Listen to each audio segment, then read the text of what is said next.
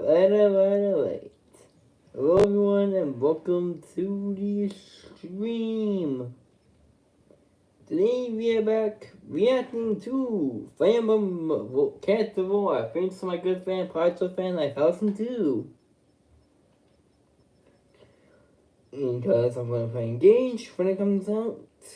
Hopefully.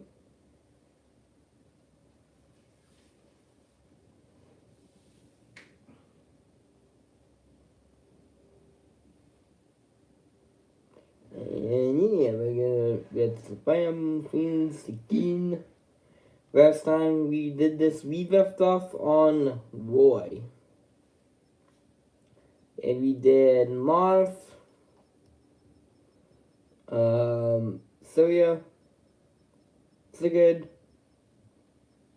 and Reef. Like I said, we are now on Roy. So it's just means a bunch of cat that's left. Which I am not going to like.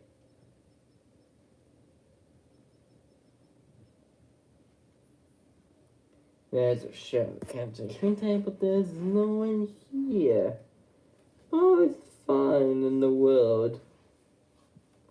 Alright. Let's begin reacting to boy.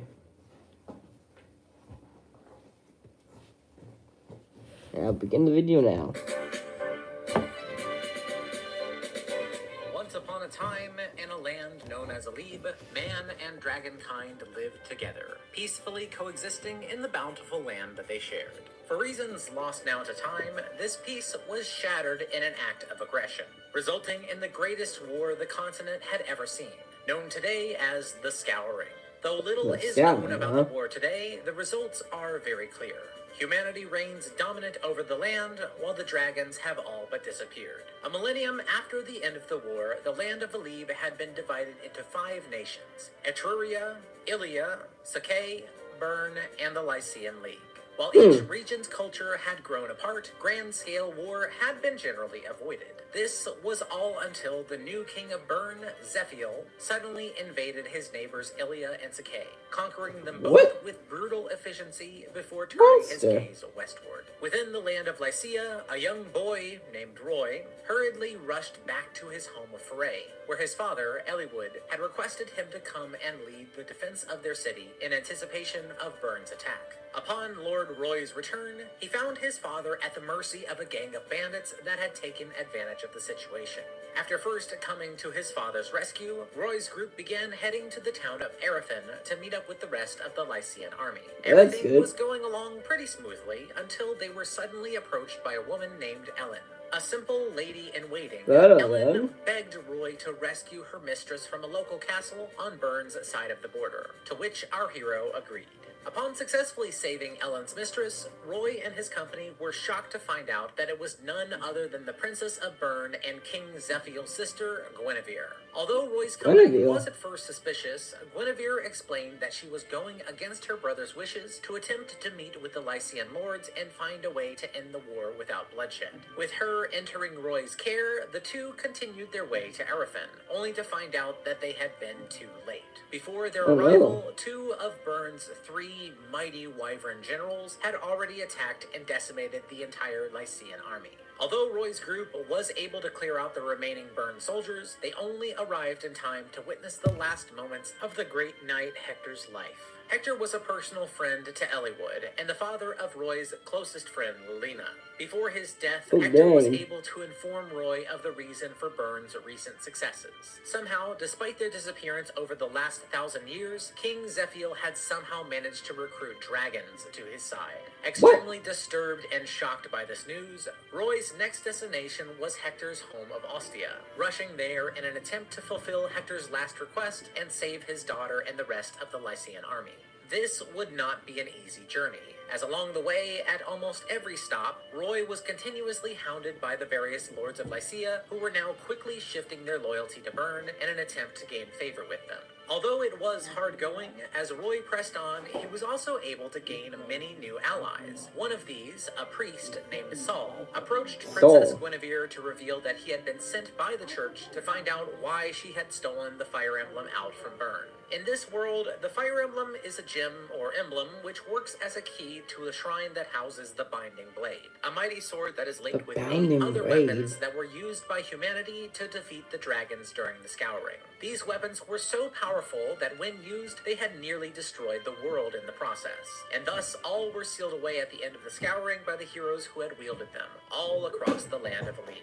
Although Guinevere would not reveal her plan at this time, she did cryptically mention that her taking the emblem was in some way part of her plan to end the war. After finally arriving at Ostia, Roy found out that Byrne's influence had preceded them, and Lena was being held hostage within. Although the castle was famous for its impregnability, it was Roy who had to prove this wrong, fighting through and defeating both the traitors and their commander, while also freeing his lady friend along the way. With the castle safe for now, Lelina was able to lead Roy to a nearby cave, where within they uncovered the legendary sword Durandal. Although they were not skilled enough to wield this yet, they did note that over time the legendary weapons had weakened, and what were once reality-shattering tools were now just very effective dragon slayers, something which would no doubt come in handy. Although saving both the castle and recovering the Durandal were remarkable achievements, it soon looked like their luck had run out. Glancing outside, Roy and his group discovered that the soldiers of Byrne had completely surrounded the castle and were preparing to overwhelm them. Although Roy and his group expected to make their very last stand against these overwhelming odds, help suddenly came from an unexpected place. The generals Percival and Cecilia of Lycia's western neighbor Etruria suddenly arrived with many knights in tow, announcing their intent to support the Lycian lords against Byrne's invasion. Knowing that Etruria entering the fight at this stage would counter their king's plan, Byrne's wyvern general Narcian was forced to cease his hostilities, and quite suddenly, a ceasefire had been called. With the unexpected end of this continental conflict, Guinevere left Roy's company to go and stay at the Etrurian capital, while our hero Roy and his friends marched back to Foray. 6 months of an unsteady truce had passed before Roy was called out to combat again. But this time, it was at the behest of Etruria. Roy and the Lycian army were asked to eliminate a growing bandit threat in the Western Isles, while Etruria held Byrne to its ceasefire to the east. Knowing that Lycia had a tremendous debt to its neighbor, Roy acquiesced to this slightly odd request and immediately headed out to the Isles. Once arriving, Roy soon found that though the bandit threat was indeed very real, many of the bandits seemed aware that he was coming and had already prepared for him. That's so good. Roy and his companions quickly noticed that the Etrurian forces seemed to be ignoring the bandits altogether, instead focusing entirely on a small resistance group that was stationed on the islands. Unsure of what this all meant, but unable to witness injustice in any form, Roy intervened in the fighting between Etruria and the resistance group, meeting with both Lalum, a high-ranking member of the resistance, and their leader, the bard Elfin. After speaking with them, at last the truth of this whole endeavor was revealed. 2 powerful nobles of Etruria had conspired with Byrne to send Roy and the Lycian army to the Isles in order to leave Lycia defenseless. Upon finding out that he had been led into a trap, Roy had to suddenly choose between abandoning the people of the Isles to rush back and defend his home, or to stay on the islands and finish eliminating the bandits. As much as he was worried about his father and friends, Roy knew that if he left, the people living on the Isles and Etruria would be doomed to a terrible fate, and so he chose to stay. It was this action that proved Roy's righteousness to the resistance, and soon the 2 groups teamed up and liberated the islands from the bandit threat, retrieving the legendary axe Armads along the way. Soon afterwards, the group moved on to the Etrurian mainland to try and stop the traitors' threat. Unfortunately, it was soon revealed that the coup had already happened, and the king of Etruria, Mordred, had been ousted while those loyal to him were scattered. Byrne was able to march freely into Etruria, with King Zephiel himself arriving at the capital, cutting through its defenders with remarkable skill, and finally finding his traitorous sister. After warning her that treason would not go unpunished again, Guinevere was seized by the Knights of Byrne, but upon seeing her former protector Milady, the Wyvern Knight offered to help her escape again if she so desired. Without looking back, Guinevere and Milady left Byrne behind, returning back to the protection of Roy and his Lycian army, who were already nearing the capital in their march through Etruria. After liberating the nearby castle, Roy was surprised to find the critically injured General Cecilia completely healed up since her battle with Zephiel. It turns out that a mysterious girl who was also in the dungeons named Sophia had saved her life, and this young girl explained that her home, a mysterious desert town named Arcadia, was currently under attack by Byrne. On top of this, she then dropped another bombshell. Arcadia was not just a normal town. In fact, it was the secret home to a clan of dragons who lived peacefully with the humans there, just as had been done before the time of the Scouring. Hoping that the dragons of Arcadia might know something about how Byrne obtained its own war dragons, Roy's group passed through a famously frustrating desert before arriving in the town. Although they unfortunately were not able to learn anything new, in a shrine beneath the town, they were able to obtain the legendary elemental tome Forblaze. When taking their leave of the desert town, Roy and his group did not get very far before learning that a young dragon named Faye had actually followed them out, but had unfortunately been captured by Byrne soldiers and was being kept in a nearby castle. After rescuing her and obtaining the services of yet another one of Etruria's generals, the mighty Percival, who had come to their rescue before, Narcian was finally struck down, avenging the death of Lilina's father Hector and proving that Roy and his army were fully ready to take on even some of the mightiest soldiers of Byrne. With their victory here, Etruria was reborn, with King Mordred returned to his former seat. However, the king understood that in the wake of this civil conflict, his country was only a shell of its former self. He no longer had the strength to match Byrne as he once did, but by joining his army with Roy, there was a chance that this new young hero could lead the continent back to peace. As the two nations joined forces officially, Roy's group was now renamed the Etrurian Army, and it was finally time to strike back at Byrne from within their own territory. Obtaining the legendary light tome Aureola before leaving, Roy decided it would be best to strike Byrne from the north. And to do so, they would have to first liberate either the countries of Ilia or Sake. Whichever route was taken, Roy and his allies were successful, and also managed to obtain the legendary spear Maltet from Ilia, and the legendary bow Muligir from Sake. Crossing the border into Byrne, at long last, Guinevere was finally able to activate her plan. And so she soon guided the group to the Shrine of Seals, the resting place of the Binding Blade. To counter this, Byrne threw absolutely everything it had at the heroes, but nothing at all was able to stop them. Cutting down 2 of the 3 current Wyvern generals in a single battle, Byrne's forces were finally exhausted, and Roy was able to freely enter the Shrine of Seals. Within the shrine, Roy's group located the Dark Tome Apocalypse, and then entered further to the resting place of the Binding Blade. Utilizing the fire emblem which Guinevere had smuggled out of her homeland all the way back when this had started, the seal on the Binding Blade was lifted, and Roy obtained the sword which, 1,000 years prior, had ended the Scouring in a single strike. Now, only King Zephiel, as well as the mysterious source of his dragons, remained.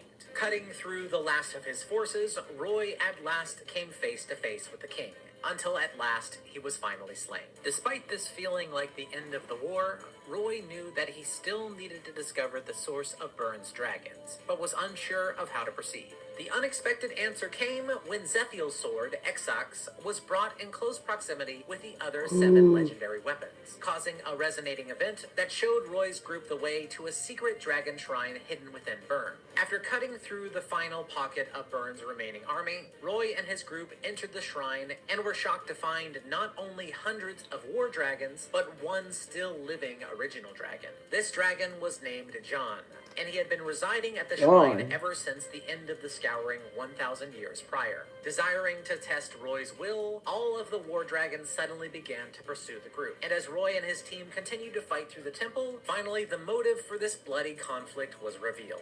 After the king's father had tried to assassinate him, Zephiel convinced himself that humans were not worthy of ruling the world, and instead desired to create a new world without humanity so that the dragons could rule instead. In order to do this, Zephiel Zephiel awakened the demon dragon which had been sealed within Byrne, a creature that was capable of making endless numbers of mindless war dragons. This creature, known as Idun, had already been sent away before Roy's arrival to continue Zephiel's plan to eliminate humanity with or without the king. Idun was, in fact, not some new kind of demon dragon as she was called. Instead, she was originally a member of the Divine Dragon tribe, the same kind of dragon as Fae. Although the Divine Dragons remained neutral during the human-dragon conflict, Idun had been captured by a pro-war sect of dragons who had her soul removed in order to turn her into a being that could only follow commands. In reality, Idun was a victim herself, and the scouring had only ended when the previous wielder of the Binding Blade took pity on her and in his final strike chose to only seal her away rather than kill her. In one final test, Jean engaged with Roy himself, but after being defeated, the Master Lord Roy finally entered Idun's chamber. Here, the corrupted Divine Dragon engaged in direct combat with him, but though this war could have ended the same way as before, Roy instead decided to use the Binding Blade to create a different ending. Rather than just sealing away or killing her, Roy chose to give her a new life, with the Binding Blade reacting to his powerful will to do so. Striking down the dragon, she returned back to her simple human form, with the conditioning from her commands by Zephiel finally broken. Upon fleeing the dragon shrine which crumbled around them, peace at last had returned to the continent. In Byrne, Guinevere was made the new queen, while Roy returned home to help his father lead Lycia. Although still mostly mindless, Idun, who had been a victim for over the last 1,000 years, was finally given a life again within Arcadia, overseen by the residents there and the ever-cheerful Fae. Roy always believed that there was a way for everybody to find satisfaction, no matter how unlikely it looked or how damaged they had previously been. It turns out, he had been correct. Well, his face is restored. Who was this character then?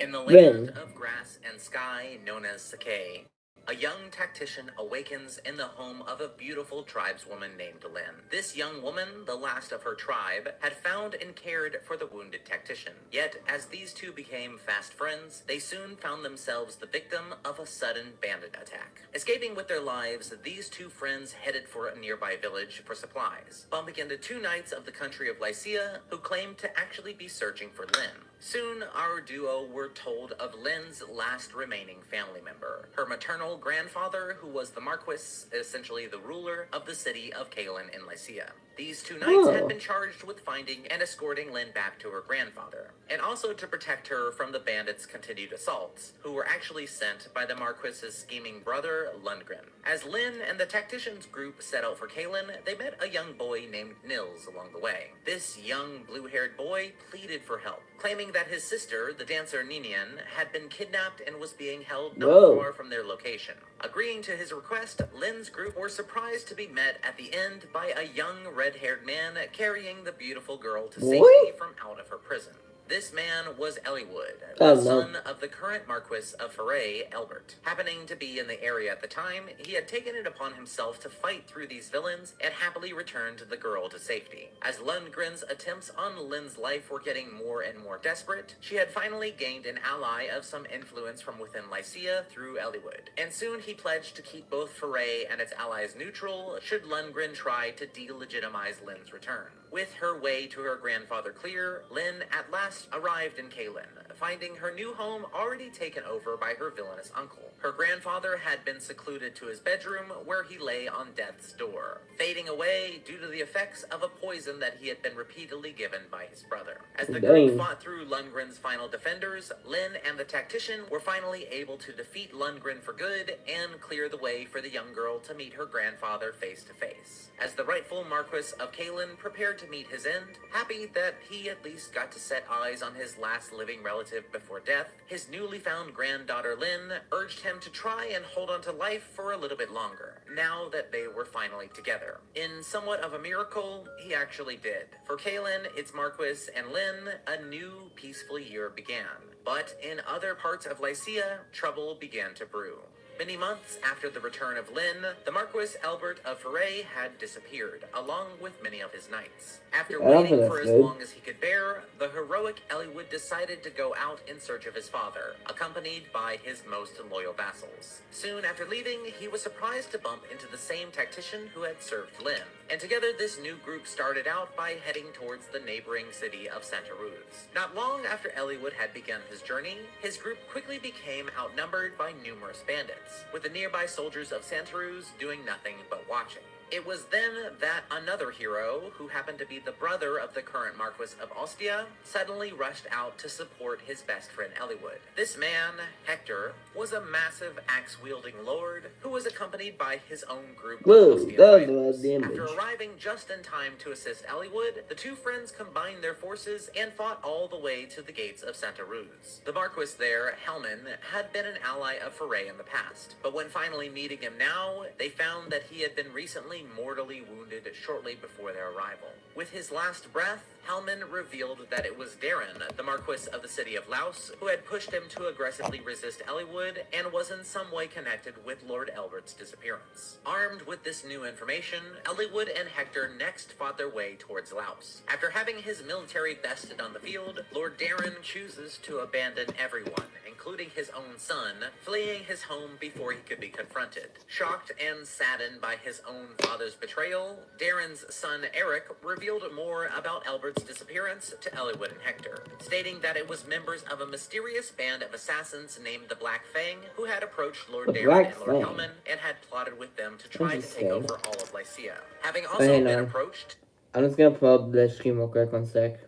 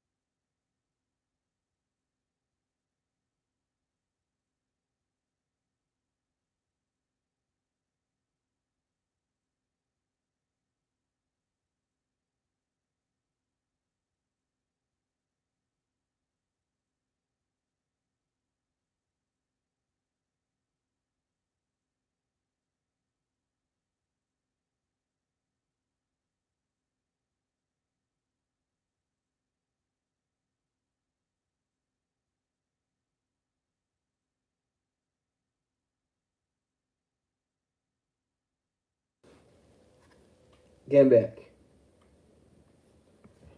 I think we can finish up then the stream. Back. Okay, let's start. That he had been recently mortally wounded shortly before their arrival. With his last breath, Hellman revealed that it was Darren, the Marquis of the city of Laos, who had pushed him to aggressively resist Elliewood and was in some way connected with Lord Elbert's disappearance. Armed with this new information, Elliewood and Hector next fought their way towards Laos. After having his military bested on the field, Lord Darren chooses to abandon everyone, including his own son, fleeing his home before he could be confronted. Shocked and saddened by his own father's betrayal, Darren's son Eric revealed more about Albert's disappearance to Elliewood and Hector, stating that it was members of a mysterious band of assassins named the Black Fang who had approached Lord Darren and Lord Hellman and had plotted with them to try to take over all of Lycia. Having also been approached, Elliewood's father had been making a trip to Laos to try and dissuade Darren from trusting the assassins, all shortly before disappearing himself. Although Darren had escaped, news suddenly came to our heroes revealing where he had gone. Lynn's home of Kaelin had suddenly been assaulted by the man, and it was to this destination which Elliewood's group immediately departed for. After successfully defeating Darren's troops again, and then liberating the castle alongside Lynn's defenders, unsurprisingly, the Marquis of Laos fled again. With Lynn now in Elliewood's debt, she, along with her own loyal followers, joined up with the group, forming a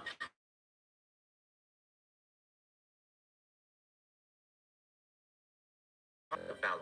After enlisting the aid of friendly pirates in order to set sail, while defending themselves on the waters, the group discovered a person floating in the water towards them. After pulling the newly amnesiac Ninian out of the water, Elliewood and the group endeavored to protect and reunite her with her brother, just before finally landing on the island and beginning to fight their way through the Black Fang's defenders. Although they did do their best to protect her, a powerful member of the Black Fang was able to warp himself and Ninian out of the group's protection, saying that the girl was needed for their master's ritual. With even more reason to hurry, Elliewood and his friends finally caught up with the villainous Lord Darren and defeated him for good. With no defenders left, they freely entered the Black Fang's inner sanctum.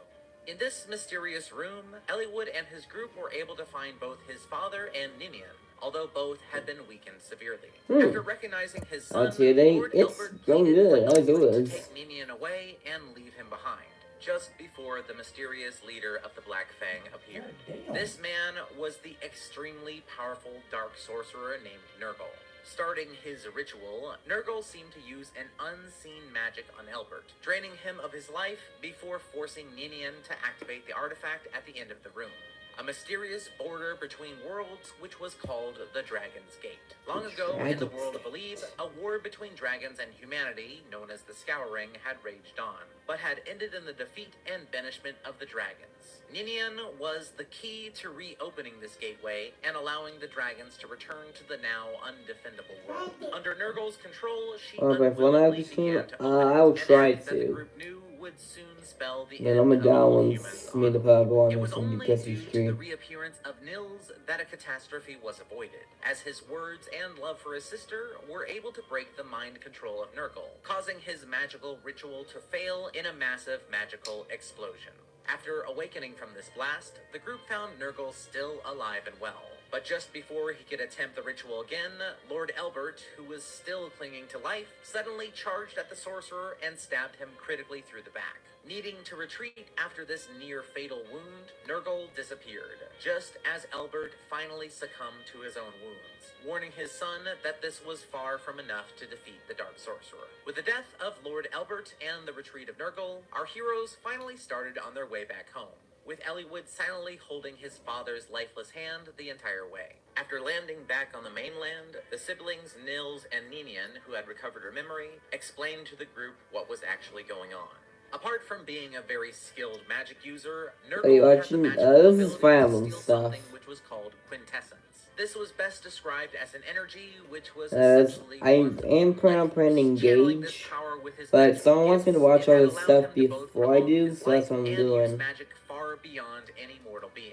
and through reopening the Dragon's Gate and allowing dragons back into Alib, he planned to drain the quintessence of them, giving him access to untold levels of power than ever before. Lord Elbert and his knights had attempted to stop Nurgle, but had instead become fodder for more quintessence. In order to prepare for the Dark Sorcerer's inevitable reappearance, Eliwood, Hector, and Lyn next went to meet with Hector's brother, the Lord of Ostia, Uther. Realizing that no normal power would be capable of facing Nurgle, Uther advised the group to travel to the Nabata Desert to the west, saying only that they may be able to meet a living legend there. This living legend was in actuality none other than Athos, one of the 8 heroes who had helped to end the dragon-human conflict nearly 1,000 years ago.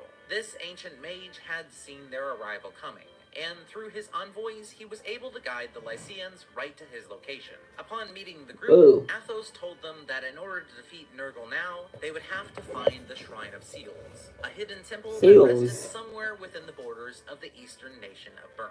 After the mage used his magic to warp the group back to Foray, Eliwood and his group took a moment to rest, knowing that traveling into Bern and getting to the shrine would be their biggest ordeal yet. On top of being unwelcome by the country's aggressive king and its military, Bern was also the birthplace of the Black Fang and contained many of its most powerful original fighters. Disguising themselves as simple travelers, Eliwood and his team headed over the border and into Bern, making their way towards the capital with the plan to meet with the queen, whom they hoped, due to her Etrurian ancestry, would be willing to meet with and assist them. After successfully battling through more of the Black Fang, the group was actually able to meet with the queen, but found her already embroiled in a deep family struggle, as King Desmond of Bern was doing everything to subvert her attempt to have her son Zephiel become the next in line for the throne. To do this, it seemed that the king had arranged for the Fire Emblem, the symbol of royal authority in Bern and an object which was needed in the ceremony that would name Zephiel as the official heir, to be taken and hidden away by agents of the Black Fang. In order for the queen to give her help, she insisted that Eliwood and his fellow lords recover the Fire Emblem for her. After successfully tracking the emblem and retrieving it, on the way back to the castle, the group returned just in time to witness an assassination attempt on the prince by the Black Fang. After successfully stopping this and saving the prince's life, the queen eventually revealed the location of the shrine to the heroes, as well as promising the group safe passage through the country, at least by the soldiers which were loyal to her. With this guarantee, only the remaining members of the Black Fang still stood between them and their destination, and before long they entered the fabled Shrine of Seals. Within, they were joined by Athos yet again, who praised them on their ability to successfully reach this place. And together they met another one of the still living legendary weapon holders, Bramimond. After convincing him to assist them, the ancient mage released a seal on the legendary weapons across the land that he had been managing over the ages, enabling their usage against Nurgle should the group be able to retrieve them. Immediately after leaving the Shrine of Seals, Nurgle finally made his reappearance, having fully revitalized himself after absorbing the quintessence of the many powerful Black Fang leaders that the group had to cut through in order to get to the shrine. Knowing that Eliwood and the others were not yet prepared to take him on,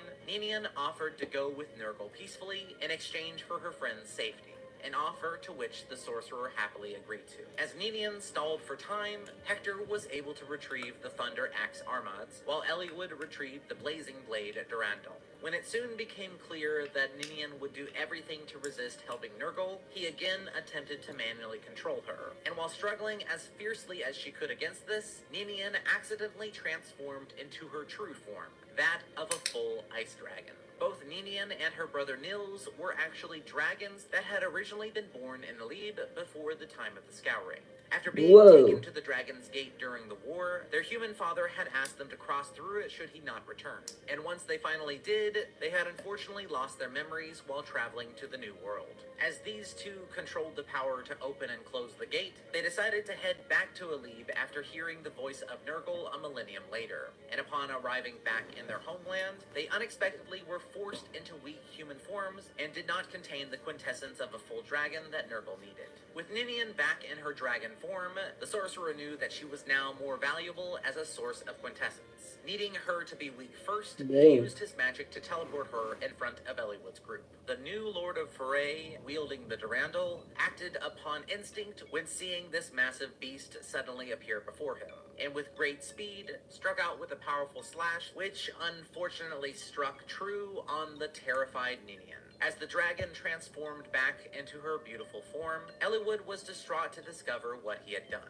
As Nurgle recovered the girl's quintessence and disappeared, he taunted the group to come back to the Dragon's Gate to confront him once and for all, knowing that this was his chance to retrieve their power and finally accomplish his goal. After mourning the beautiful dragon's death, the group set out for the Black Fang's stronghold, knowing that they had to put a stop to Nurgle no matter what. Even though Nurgle unleashed his full power against them, sending unbelievably vast waves of summoned soldiers, Eliwood, Hector, Lyn, the tactician, and the many friends and fighters they had recruited along the way cut down every bit of resistance, including the revived versions of many of the Black Fang leaders that they had defeated along the way. When at last face to face with Nurgle, the legendary warrior Athos himself joined in. Wait, using Athos two helped? of the legendary tomes to weaken Nurgle, while the lords of Lycia cut into him with their own legendary blades. At long last, they had exhausted the quintessence and power of the seemingly unkillable sorcerer. Shocked at the reality of his own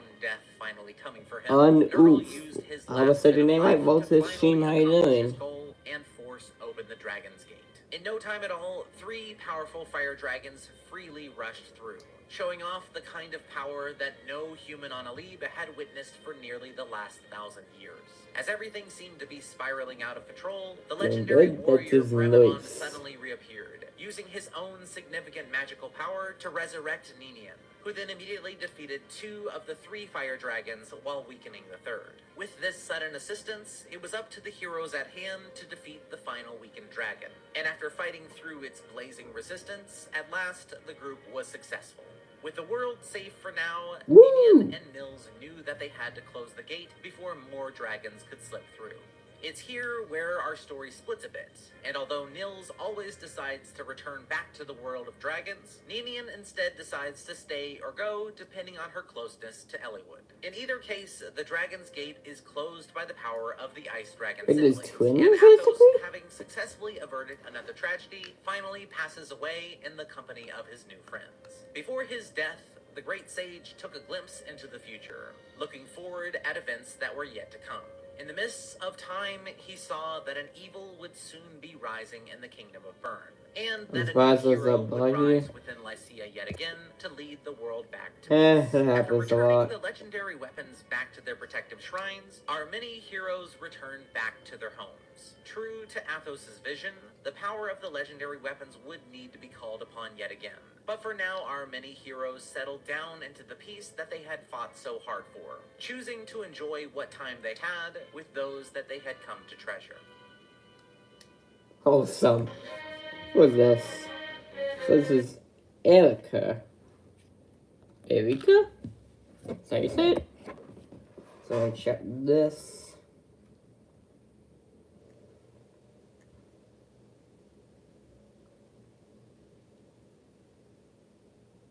How many characters do we have? 1, 2, 3, 4, 5, 6. We got 6 characters left, but I think I might just end this here. I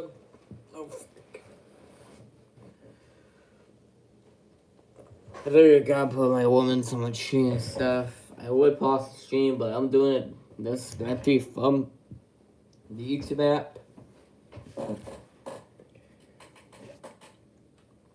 So everyone's just in here. I'm not gonna go on a raid this time.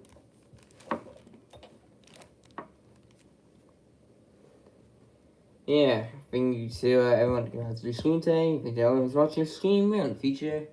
You guys are awesome. And hey, catch you guys next time. Bye everyone. Take care. Stay twisted. Peace out. Bye everyone.